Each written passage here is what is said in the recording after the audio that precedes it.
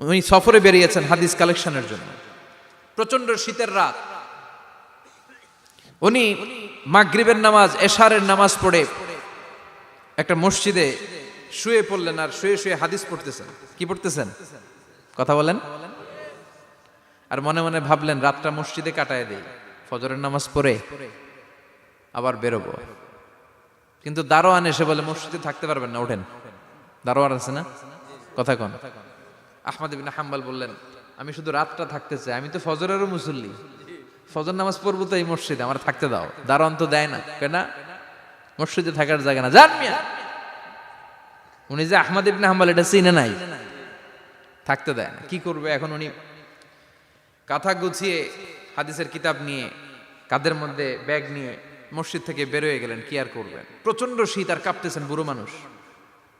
পথিমধ্যে দেখলেন বাজার। বাজার একজন খাব্বাজ, শাবুন খাব্বাজ, যুবক রুটি বিক্রেতা।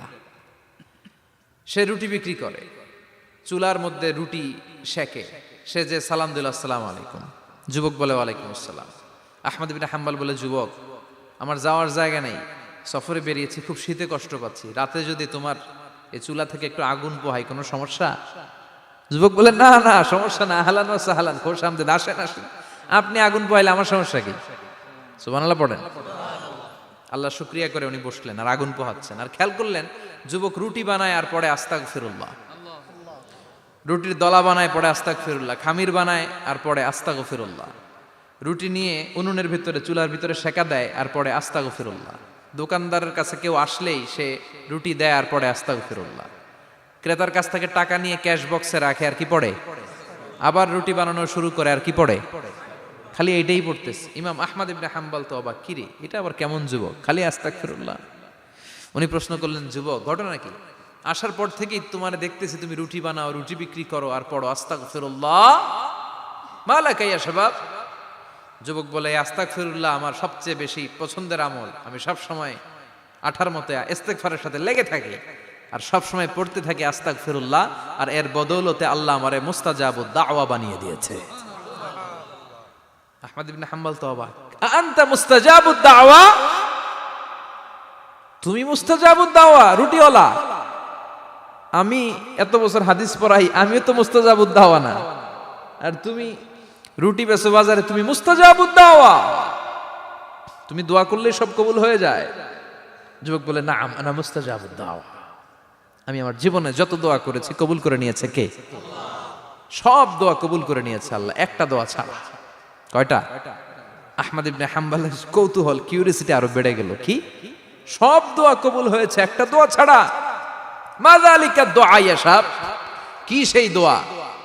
যুবক এবার বলতে শুরু করলো আমার জীবনে যে দোয়াটা আল্লাহ কবুল করে নাই সেটা হচ্ছে আমি আল্লাহর কাছে অনেক চেয়েছি, অনেক দোয়া করেছি যে আল্লাহ শুনেছি এই জামানার সবচেয়ে বড় মুহাদ্দিস, তার নাম নাকি ইমাম আহমদ ইবনে হাম্বল। আল্লাহ তোমার কাছে আমার চাওয়া আমি যেন এই ইমাম আহমদ ইবনে হাম্বলরে দেখে মরতে পারি, আমি যেন ইমাম আহমদ ইবনে হাম্বলের হাতে হাত রেখে মুসাফা করতে পারি আর তার কপালে একটা চুমু এঁকে দিতে পারি। আহমদ ইবনে হাম্বল আবেগপ্রবণ হয়ে গেলেন, চোখের পানি ছেড়ে দিলেন, বললেন যুবক তোমার এই দোয়াটাও কবুল হয়ে গিয়েছে। আহমদ ইবনে হাম্বলের দেখা আর সাক্ষাৎ পাওয়ার জন্য আহমদ ইবনে হাম্বলের বাড়িতে তোমার যাওয়ার দরকার নাই, আহমদ ইবনে হাম্বল তোমার দরবারে ছুটে এসেছে। আনা আহমদ ইবনে হাম্বল মুহাদ্দিসুদ দাহর, আমি নিজেই আহমদ ইবনে হাম্বল। যুবক চোখের পানি ছেড়ে দেয়, আহমদ ইবনে হাম্বল চোখের পানি ছেড়ে দেয়। যুবক চিৎকার মেরে ইমাম আহমদ ইবনে হাম্বলকে জড়িয়ে ধরে, হাতে হাত রেখে মুসাফা করে, কপালের মধ্যে চুমু খায় আর আল্লাহর শুকরিয়া করে বলে ও ইমাম আসলে এই দোয়াটাও আল্লাহ আজকে কবুল করে নিল। বিশ্বাস হয় সবসময় ইস্তেগফার পড়লে আপনার দোয়াগুলোর এইভাবে কবুল করে নিবে কে? এই পাঁচটা জিনিস পাবেন সবসময় যদি ইস্তেগফারের সাথে লেগে থাকেন। রাজি আছেন তো? এজন্য বিশ্বনবী সব সময় নামাজে সালাম ফিরানোর পরে পড়তেন আস্তাগফিরুল্লাহ। কি পড়তেন? 3 বার পড়তেন আস্তাগফিরুল্লাহ, আস্তাগফিরুল্লাহ, আস্তাগফিরুল্লাহ। পড়তে রাজি আছেন? ইস্তেগফারের অনেকগুলো আলফাজ আছে, সবচেয়ে ছোট ইস্তেগফার হচ্ছে এটা আস্তাগফিরুল্লাহ, আস্তাগফিরুল্লাহ। আরো আছে আস্তাগফিরুল্লাহ আল্লাযী লা ইলাহা ইল্লা হুয়াল হাইয়ুল কাইয়্যুম আতুবু ইলাইহি। বিশ্বনবী বলেন এই ইস্তেগফারটা যদি